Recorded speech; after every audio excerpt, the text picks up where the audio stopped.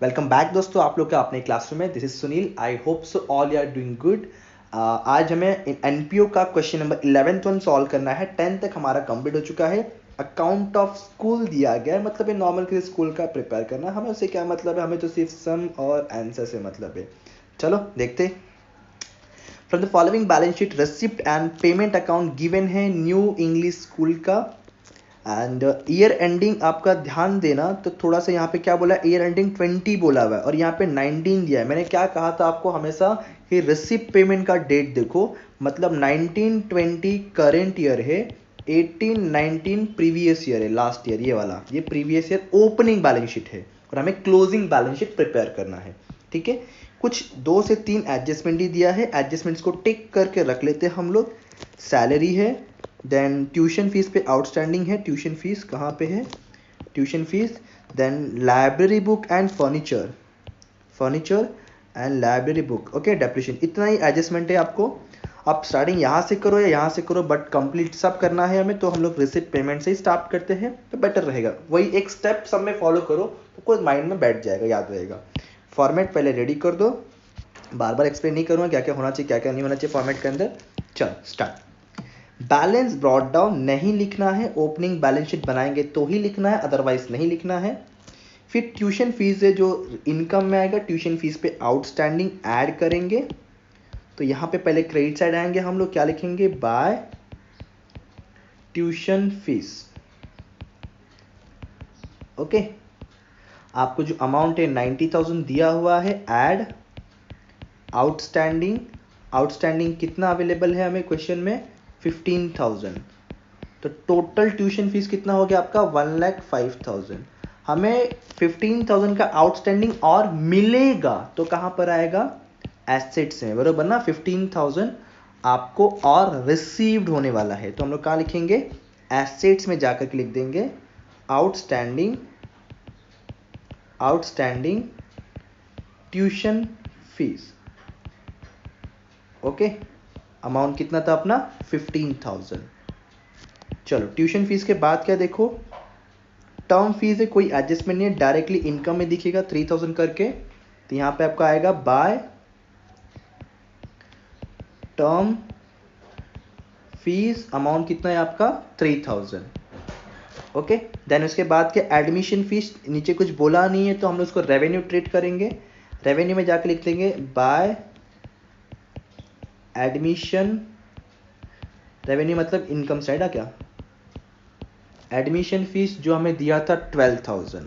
Okay, चलो उसके बाद कि आपका डोनेशन, यहाँ ब्रैकेट में कैपिटल दिया, मतलब कैपिटलाइज्ड है, मतलब कैपिटल फंड में ऐड करना है 61,000।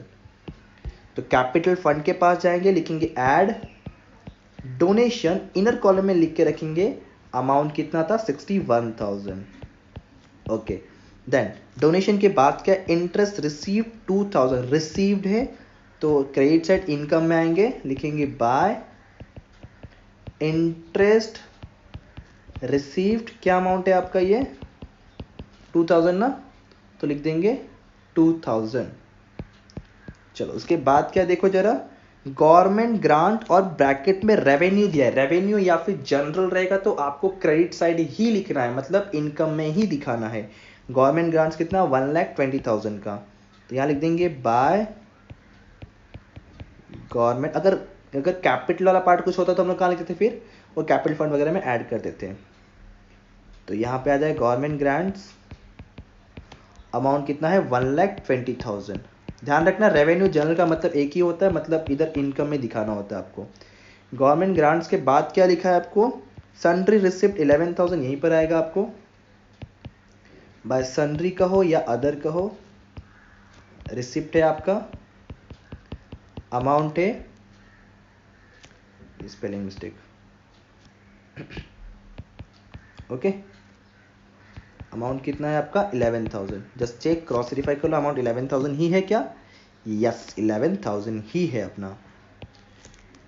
ओके, देन उसके बाद देखो एक्सपेंस साइड आ गया, सैलरी है, सैलरी पे आउटस्टैंडिंग बोला है ना, हाँ आउटस्टैंडिंग 9,000, कुछ नहीं बोला है, मतलब करेंट का रहेगा तो ऐड करेंगे इधर हम लोग। पहले लिखेंगे टू सैलरी, अमाउंट कितना 90,000, करेंटर का आउटस्टैंडिंग कितना 9,000, तो आउटर में कितना शो करेगा 99,000। तो यहां लिखने वाले ऐड आउटस्टैंडिंग, चाहिए तो ब्रैकेट में CY दिखा दो, CY मतलब क्या हो गया current year. Outstanding salary payable है, पे करना बाकी है, तो कहां दिखेगा सेकंड इफेक्ट लायबिलिटीज में। ऊपर स्पेस छोड़ के नीचे लिखना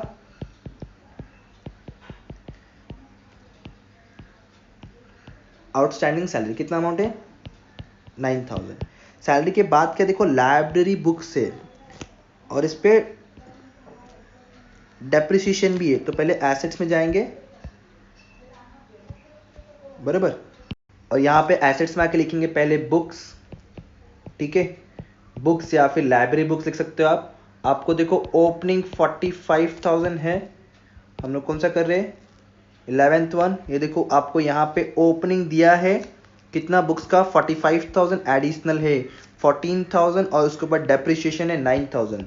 तो इसको हम लोग कुछ इस तरह से लिखेंगे बुक्स, और यहाँ पे आप लिख सकते हो एडिशनल परचेज करके, एडिशनल परचेज 14,000 का है तो इसको ऐड करके आपका दिखना चाहिए बुक 59,000, बट बोला है 9,000 का डेप्रिसिएशन, इसलिए हम लोग इसमें से 9,000 का डेप्रिसिएशन जो है डिडक्ट करेंगे, माइनस करेंगे, तो आउटर कॉलम में आपके पास अमाउंट बच जाएगा टोटल 50,000।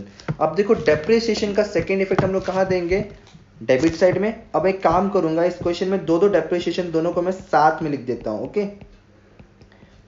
डेप्रिसिएशन ऑन अंडरलाइन, पहला है बुक्स के ऊपर एंड दूसरा आई थिंक सो फर्नीचर के ऊपर है, चेक कर लो एक बार।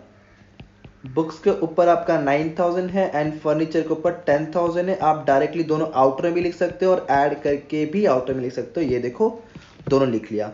चलो जब फर्नीचर का आएगा तो फर्नीचर का हम लोग एडजस्टमेंट करेंगे, बट फिलहाल के लिए साथ में लिखने के लिए मैंने दोनों डेप्रिसिएशन साथ में लिख दिया है। बुक्स हो गया, office rent, printing stationery, sundry expenses, insurance, sports expense और एनुअल गैदरिंग, ये सब पे कोई भी एडजस्टमेंट नहीं है। इनको जैसे का वैसा आप जो है डेबिट में शो करोगे, ठीक है। चलो पहला है रेंट, पहले सारे कंटेंट्स लिखते हैं उसके बाद अमाउंट लिखते हैं। फिर है प्रिंटिंग एंड स्टेशनरी, देन फिर है इंश्योरेंस, देन फिर आपका है इंश्योरेंस के पहले एक्सपो ये था ना सन्ड्री एक्सपेंसेस, वो लिखा नहीं, ऊपर नीचे भी लिख सकते हैं ऐसा कुछ नहीं, ठीक है।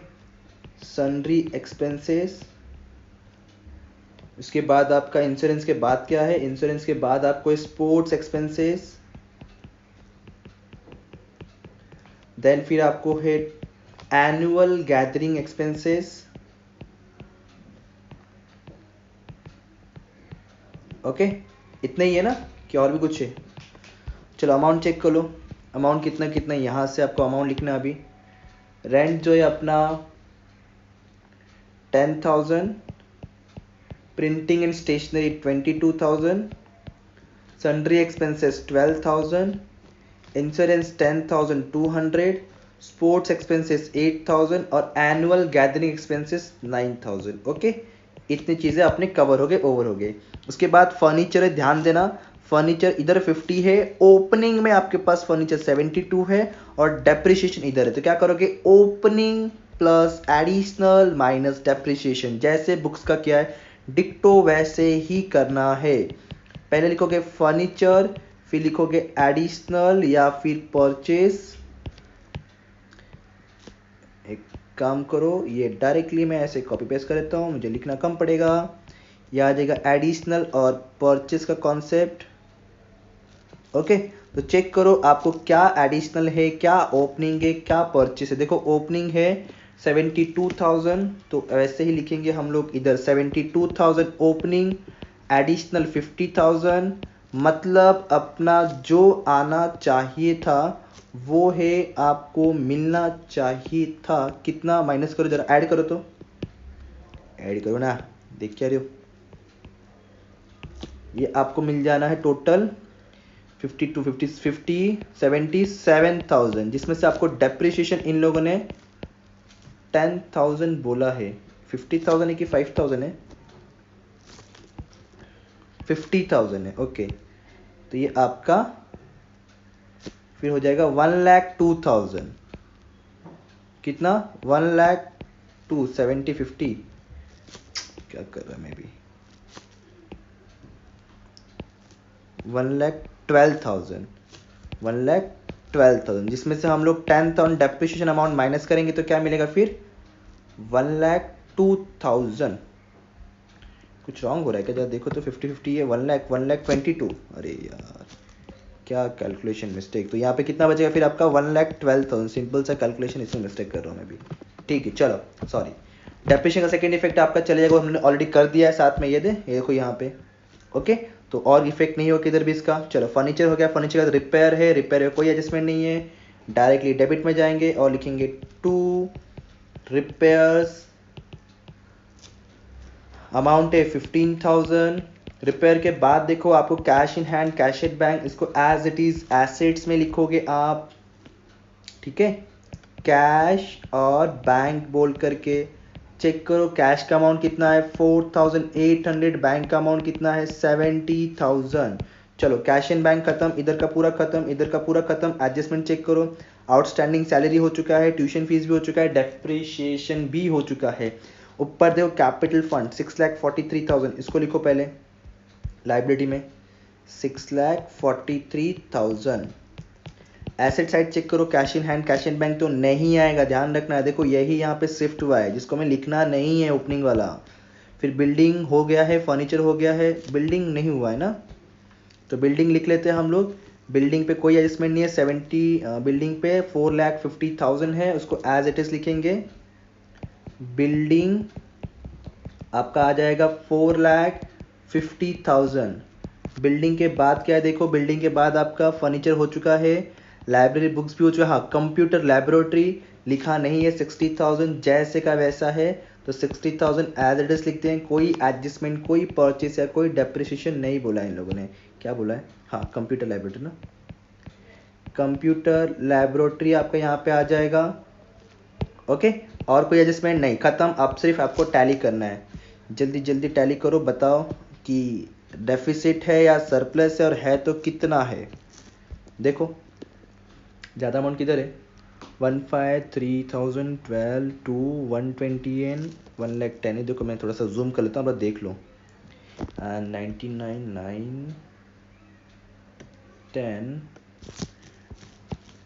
22 12 10 2 8 9 15। हाँ सरप्लस आ रहा है, चेक कर लो आप लोग। टोटल अमाउंट जो क्रेडिट साइड का ज़्यादा है, जो 2,53,000 है, चेक कर लेना, ठीक है। एक बार क्रॉस वेरीफाई कर लेना, मे बी कभी कभी कैलकुलेशन मिस्टेक हो सकता है। 2,53,000 तो सरप्लस है, वो मिल रहा है मुझे 48,800। कितना? 48,800। ये मेरे लिए क्या है? सरप्लस है। तो यहाँ लिखूंगा मैं टू सरप्लस, और यहाँ ब्रैकेट में शो करूंगा बैलेंस इन फिगर, और सरप्लस हमेशा ऐड होता है, इसलिए 48,800 को मैं यहाँ पे ऐड करने वाला हूँ। यहाँ लिखूंगा 48,800। प्लीज़ फटाफट आप लोग ये तीनों अमाउंट को ऐड करके बताओ मुझे कितना आ रहा है। यहाँ लिखूंगा ऐड सरप्लस, तीनों ऐड करके चेक करो, 643 61 48 आपको मिलेगा 7,52,800। 7,52,800 प्लस 9,000 करो तो आपको मिलेगा 7,61,800। चेक करो 7,61,800 आप लोग को भी मिल रहा है क्या?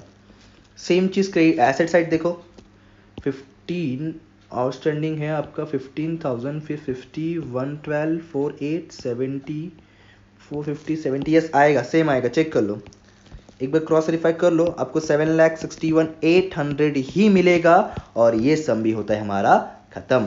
क्वेश्चन 11 खत्म हो चुका है, अब हम लोग 12 करेंगे नेक्स्ट वीडियो नेक्स्ट लेक्चर में। तब तक के लिए ध्यान रखो, thank you so much, bye bye, जय हिंद।